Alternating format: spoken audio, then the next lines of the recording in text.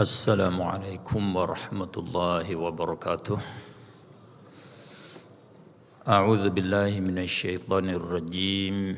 Bismillahirrahmanirrahim. Alhamdulillahi rabbil alamin hamdan yuwafi ni'amahu wa yukafi'u mazidah. Ya Rabbana lakal hamdu kama yanbaghi li jalali wajhika wa 'azimi sultanik. Wassalatu wassalam ala ahabbin nasi ilayna sayyidil awwalin wal akhirin sayyidina Muhammadin wa ala alihi wa sahbihi ajma'in. Allahumma bika asbahna wa bika amsayna wa bika nahya wa bika namut wa alayka natawakkalu wa ilayka nusyur. Asbahna wa asbahal mulku lillah walhamdulillahi rabbil alamin. Allahumma inna nas'aluka minal khairi kullih ajilihi wa ajilihi ma 'alimna minhu wa ma lam na'lam wa na'udzu bika minasy syarri kullih ajilihi wa ajilihi ma 'alimna minhu wa ma lam na'lam. Allahumma ya arhamar rahimin ya arhamar rahimin ya arhamar rahimin waffiqna li isabati as-sawabi wal haqq wa zayyinna bil ikhlasi was sidq wa a'idna min syarril khalq wa khtim lana bil husna fi lutfin wa afiyah ya rabbal alamin. Allahumma inna na'udzu bika an nusyrika bika wa nahnu na'lam wa nastaghfiruka lima la na'lam. Rabbana atina fid dunya hasanah wa fil akhirati hasanatan wa qina adzaban nar. Walhamdulillahi rabbil alamin. Terima kasih kepada pengurusi majlis dan yang berhormat tuan-tuan mufti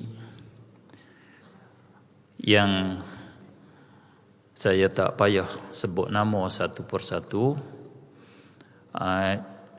dan juga Menteri Besar Negeri Terengganu dan EJK pejabat daripada pejabat agama Negeri Terengganu dan seterusnya, kepada para hadirin hadirat, mudah-mudahan kita dirahmati oleh Allah Subhanahu wa taala.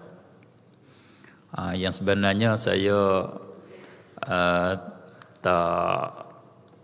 tak layaklah untuk nak membentangkan kertas kerja pada hari ini, kerana saya tengok kertas-kertas kerja yang ditulis oleh para ilmuwan daripada Sahibus Samahah ni, saya rasa sudah cukup, sudah lengkap di dalam tajuk ini. Hanya hari ini saya nak berkongsi maklumat sikit sebanyak ataupun apa yang berlaku di Thailand, atau khususnya di selatan Thai, wilayah 3 wilayah 4 wilayah selatan, sikit sebanyak begitu saja. Jadi sebagai maklumat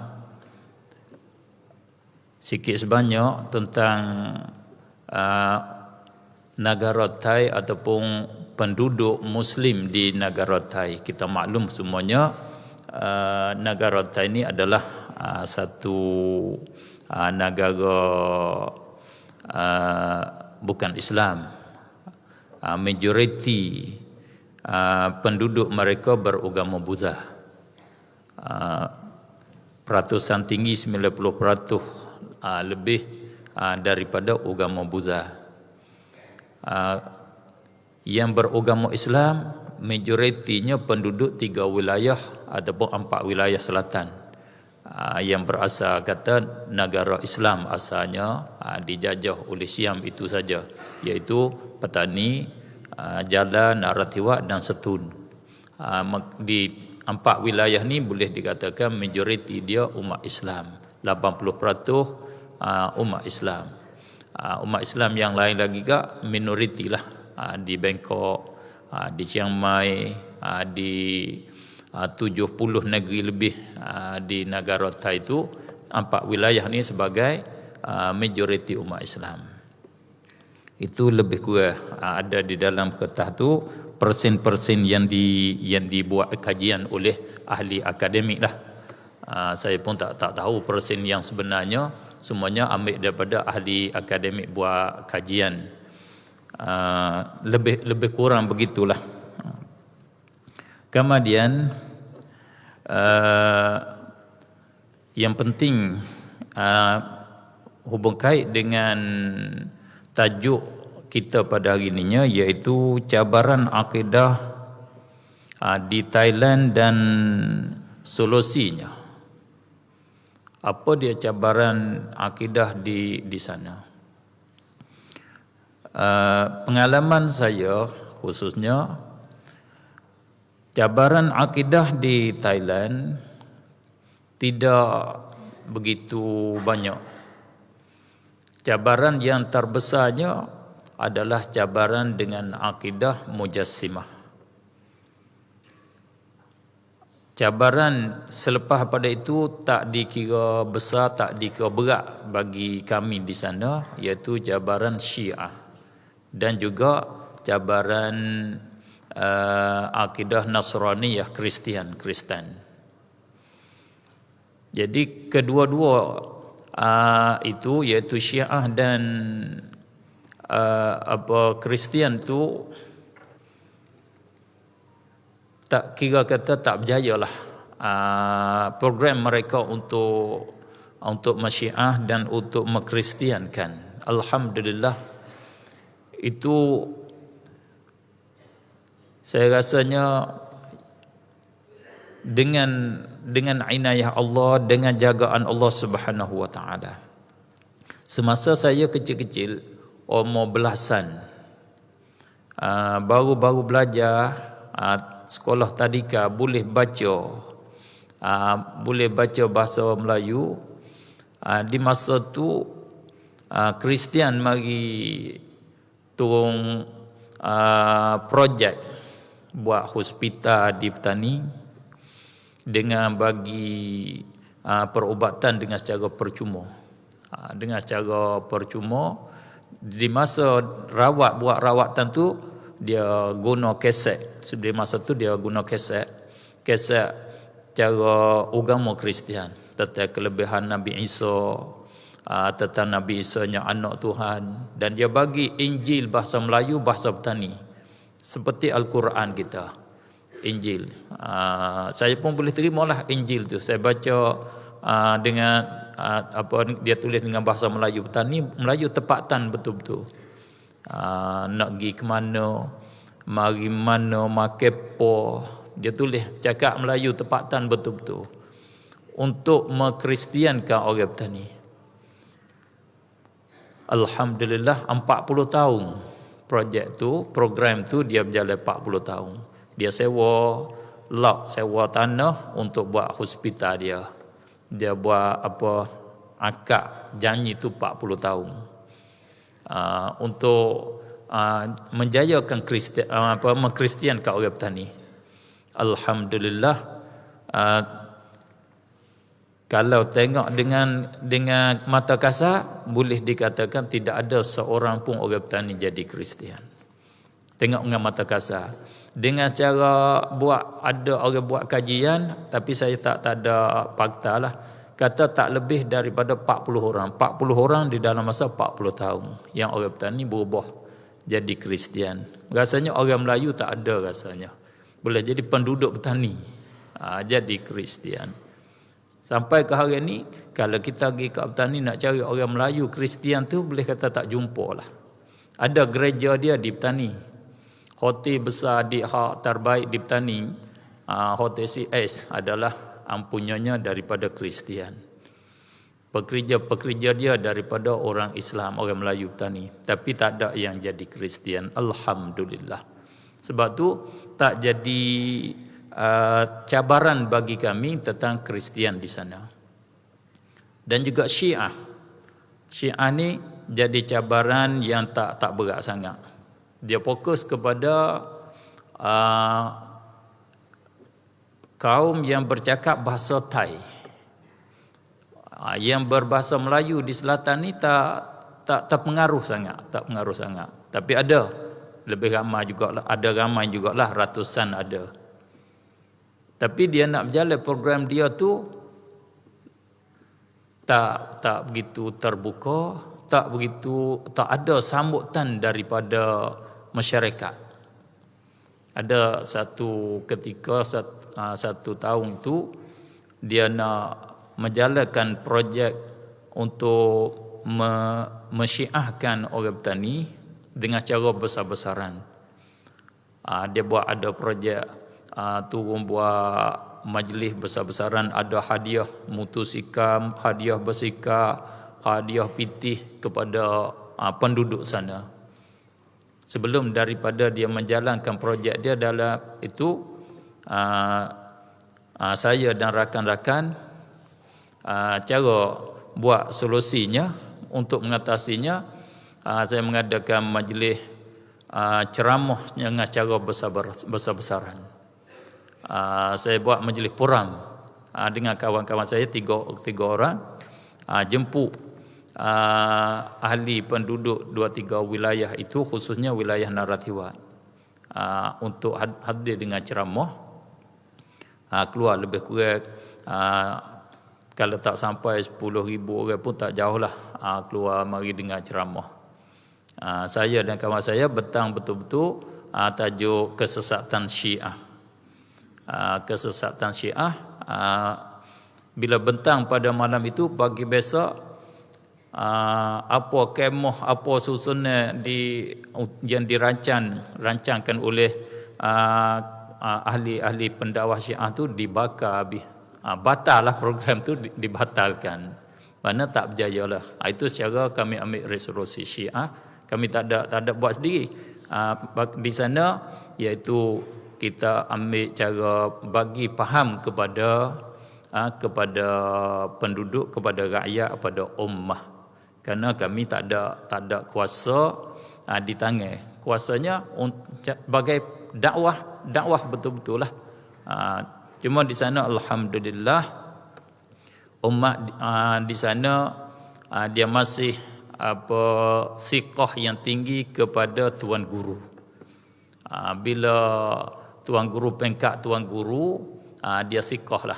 Keluar fatwa dari mana pandangan daripada mana pihak pun, selama tidak ada persetujuan daripada tuan guru, dia tak berpegang kuat lah. Dia tak pengaruh sangat lah. Yang jadi cabaran yang terbesar di sana, iaitu pahaman Mujassimah, yang dikatakan pahaman Wahhabiyah, yang kita jadi isu seluruh dunia lah. Kenapa? Kerana saya tengok pahaman ini dia ada backup dia. Sebagaimana Tuan Mufti Perak kata tadi, dia ada dana dia berterusan, ada dana dia. Dan yang besar sekalinya, yang jadi ancaman, yang jadi fitnah, mereka ada guna manhaj ahli sunnah di dalam membentangkan kesesatan mereka.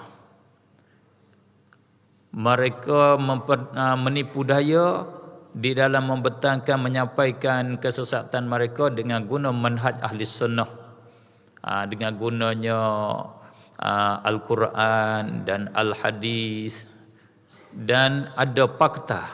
Dia sebut fakta, sebut masadir. Bila sebut masadir ni, maka terpedayalah ahli-ahli ilmu yang tak mantap, pelajar-pelajar yang baru mula belajar, tak mantap ilmu, mereka terpedaya. Rasa inilah yang lebih betulnya, yang lebih logiknya, yang mana betul dengan cara sunnah betul-betul. Sunnah Rasulullah begini, mereka dakwah mengikut sunnah, mereka mendatangkan sumber-sumber yang berdasar kepada sunnah. Itu yang jadi fitnah, yang jadi apa, jadi cabaran bagi kami. Tetapi bagi kalau kita duduk kat sana, kita kami dapati bahwasanya yang terpedaya dengan pahaman mujassimah ini bukan kata majoriti ummah ataupun ummah yang berahli sunnah wal jamaah. Betul-betul di sana ada di dalam kertas tu, saya ambil kesimpulan lah, tak bacalah. Sebelum daripada terkenalnya dengan nama Wahhabiyah, sebelum daripada terkenal dengan nama Mujassimah ini, kita dulu di tanah Melayu kita masyhur dengan kata satu bawakan pendapat di dalam agama ni dengan kata kaum muda. Kaum muda pendapat baru. Di sana ada pengikut kaum muda ini.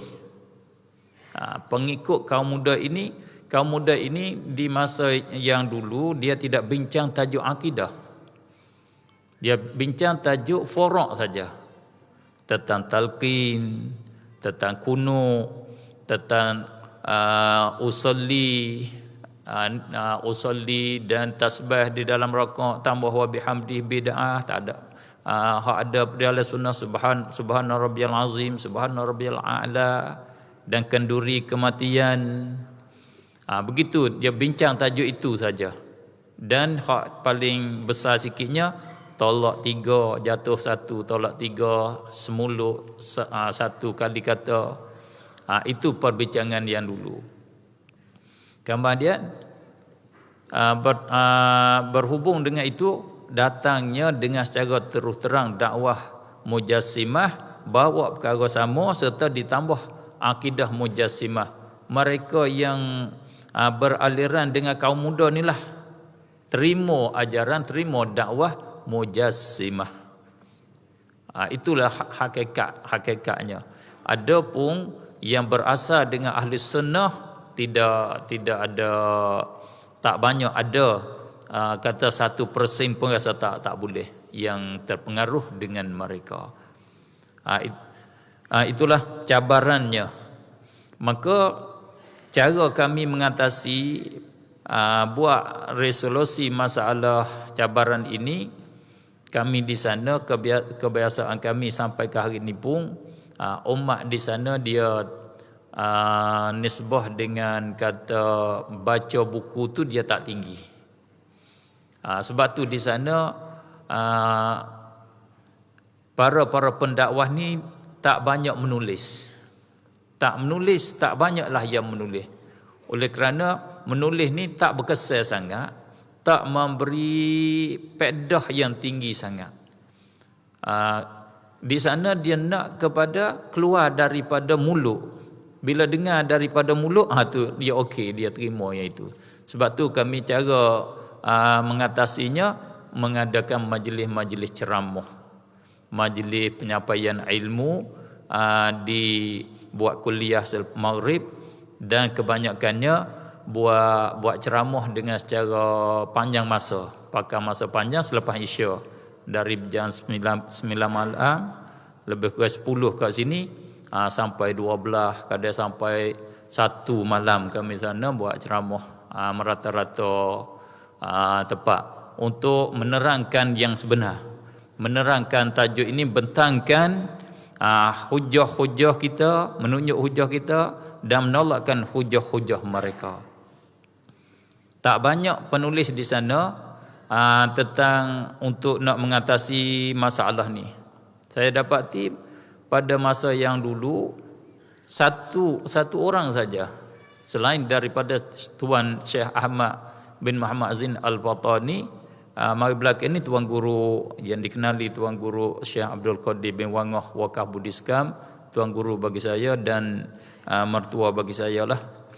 Dia menulis tajuk ni, dan dia juga yang sanggup berdiri di barisan hadapan untuk menahankan akidah ahli sunnah, untuk menerangkan kebatilan mujassimah. Sebelum daripada dia berdepan, kata-kata Wahabiyah tak disebutkan. Tak disebut. Boleh dikatakan dia awal-awal yang sebut betul-betul dengan secara terus terang, kata mazhab Wahabiyah adalah mazhab yang sesat, mazhab yang salah. Dan dialah menulis buku. Cara dia menolak, dia tulis buku. Satu buku dia tulis Manhaj Ahli Sunnah wal Jamaah, dan satu daripadanya Irsyadul Jawiyin. Dia tulis buku tag, dia tulis demi untuk nak tolak kepalsuan Wahabiyah, serta dia ambil sikap yang tegas, mana dia tak terima 100%. Tuan guru saya dia tegas, sangat-sangat tegas lah. Banyak perkara yang tak sepatut yang saya sebut kat sini. Yang saya suka sebut satunya, dia sampai isi minyak kereta dia tak isi stesen minyak yang token dia tu daripada Wahabiyah. Minyak kereta dia habis, dia tak biar kita tolak kereta, dia kata. Dia sanggup habis minyak, dia tak isi kalau tuas stesen minyak itu beraliran dengan aliran mujassimah. Dia tegas. Sebab tu pelajar-pelajar dia tegaslah di dalam tajuk ni. Tak terpengaruh dengan Wahabiyah. Dia sangat-sangat tegas. Walau bagaimanapun ada di sana pendakwah yang baru, yang segenerasi dengan saya di masa kini adalah yang baru ada menulis tajuk-tajuk ini. Itu pun tak ramai. Sebabnya faktornya salah satunya majoriti ummah dia tak suka kepada membaca. Dia tak membaca sangat. Sebab tu cara media sekarang itu lebih ramah, sebab dia boleh buka, dia dengar dengan YouTube dan umpamanya, dengan live, sebab dia tak baca sangat. Yang keduanya, sebab bagi mereka tak menulis tu, kami kat sana lemah di segi bahasa. Di segi bahasa nak menulis tu, kami tak boleh nak menulis dengan secara bahasa yang yang kemah. Kata dengan cara bahasa Matla'il Badrain, dengan bahasa Aqidatun Najin, bahasa tu pun rasa lemah kami nak tulis, apatah lagi dengan bahasa-bahasa moden hak guna masa sekarang. Kami sebagai jadi belajar di pondok sampai pengkat jadi tuan guru ni, kami tidak belajar bahasa Melayu. Bahasa Melayu, bahasa cakapan, tidak ada bahasa persuratan. Boleh baca kitab, boleh baca bahasa kitab, boleh faham. Tapi bahasa untuk nak menyampai, bahasa untuk nak menulis, tak ada. Itu di antara faktor yang tak boleh kami ni untuk menulis dengan secara bertulis. Sebab tu orang-orang belakang ni dia ada kuasa sikit di segi bahasa. Dia menulis lah. Khususnya saya sendiri pun saya tulis ada beberapa tulisan. Saya tulis bila cek balik, tak betul bahasa ni, tukar. Tulis saya cek balik, tak boleh guna bahasa ni, tak betul. Sampai ke hari ni pun tak sudah risalah saya. Sebab tengok bahasa tu rasa tak boleh nak ke tengah lagi. Saya tak suka bila diketengahkan tu ada komen, ada tak sempurna. Saya suka nak sempurna, tak boleh dikomen walau satu huruf pun. Kalau ada boleh komen tu saya tak ketengah. Sebab tu kalau ada hak disebar kata tulisan saya tu itu bukan saya tulis lah. Ada yang lain tulis ambil kesimpulan apa pada saya. Saya tengok balik banyak lagi yang saya tak setuju. Tak betul dengan kehendak saya pun ada lagi. Saya tak apa ni? Tak sign lagi lah. Saya mesti kena memperbetulkan lagi. Begitulah lebih kurang yang saya boleh sampaikan. Jadi kita 3 cara lah kami kat sana cara mengatasi pada masa yang lampau. Satu, kita menyampaikan dengan cara ceramah. Yang kedua, ada menulis.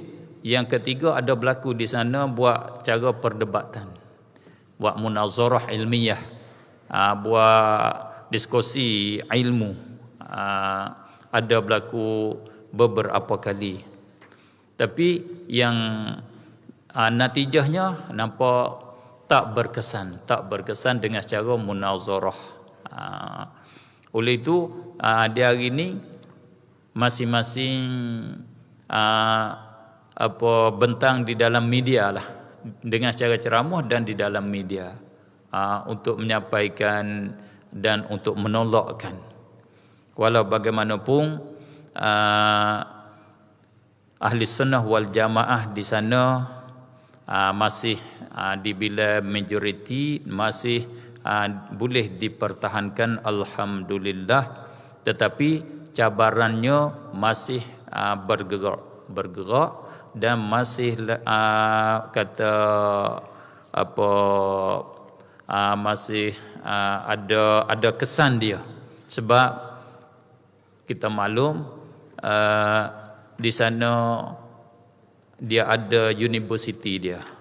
Bila ada universiti dia, adalah pelajar dia. Keluaran daripada universiti itu dia akan dakwah kepada dakwah mereka.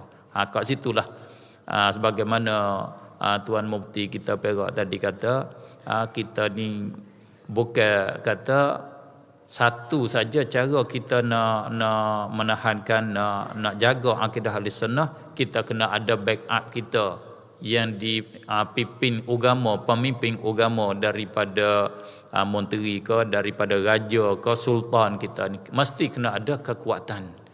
Semata-mata kita menyapa dengan kalimatul haq ini, kadang-kalanya dia tak berjaya. Semacam mana kita tengok sejarah yang telah lalu daripada Musailimatul Kadzab dan pengikutnya, kena Abu Bakar kena guna kuasa, Sayyidina Ali radhiyallahu taala anhu kena guna kuasa untuk membasmikan Khawarij. Dia tak pandai, hatta Sayyidina Abdullah bin Abbas untuk berdebat kembali kepada al-haq tak berapa orang, masih lagi yang ramai ada kekuatan dia berhajat kepada menegah menahan mereka dengan kekuatan yang ada pada pemimpin tertinggi di dalam negara. Itu Sayyidina Ali guna kekuatan, nama peperangan Khawarij di Nahrawan, di Siffin dan upamanya. Sebab itulah di dalam tajuk ni kita ahli sunnah wal jamaah, kita kena ada juga solusi dia dengan secara kekuasaan mesti kena ada. Alhamdulillah di kita negara Malaysia ni alhamdulillah ada. Kami kat sana gak tak ada lah. Kalau bertumbuk gak tunggu siapa rebah, siapa boleh TKO lah, tunggu begitu je lah. Tak ada yang orang nak jadi hakam tu, tak ada dah. Tunggu siapa kuat, orang tu menang lah. Yang lemah terima bila 10 lah. Begitu. Oleh itu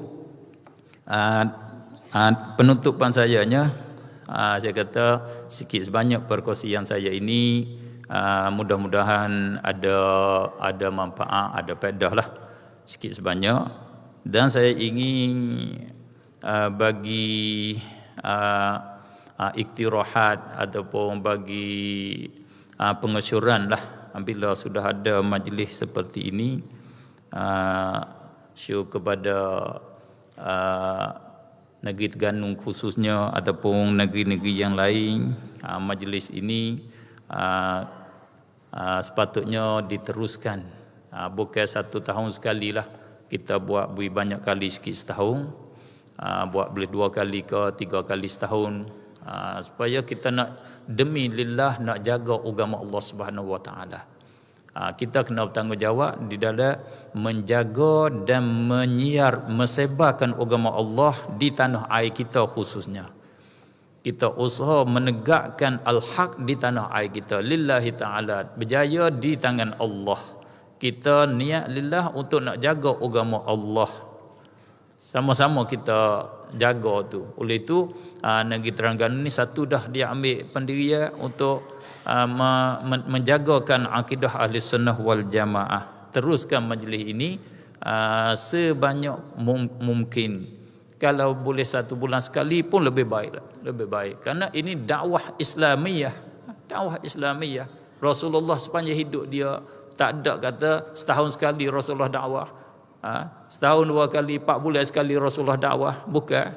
Sepanjang hidup dia di dalam dakwah Islamiyah. Oleh itu kita apa yang dianugerah diberi oleh Allah, kita mari guna yang itu untuk dakwah kepada agama Allah Subhanahu Wa Taala. Yang kedua, saya ingin kepada jabatan-jabatan agama ni kita terapkan, kita masuk supaya sampai kepada dalam hati ummah perbezaan antara ahlus sunnah wal jamaah dengan ahlul bid'ah ataupun ahlul dalalah, supaya ummah ni faham betul-betul, rasa berserap. Dia gini, pengalaman saya tengok kadang ummah ni dia tak bersera sangat, dia tak berasa apa perbezaan, di mana titik perbezaan antara ahli sunnah wal jamaah dengan ahlul dalalah, ahlul riwayah, ahlul bid'ah.